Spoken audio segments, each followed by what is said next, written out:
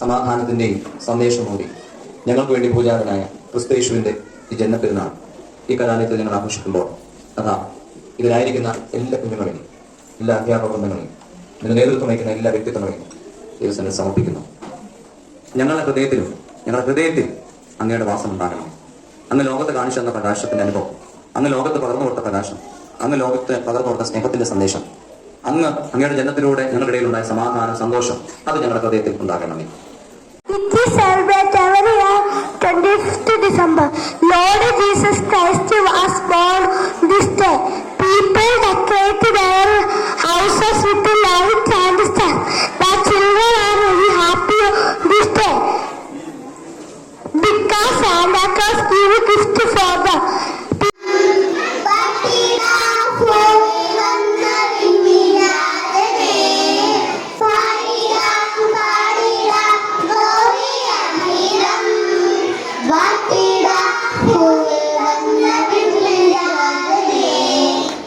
ലോകത്തിൻ പാപം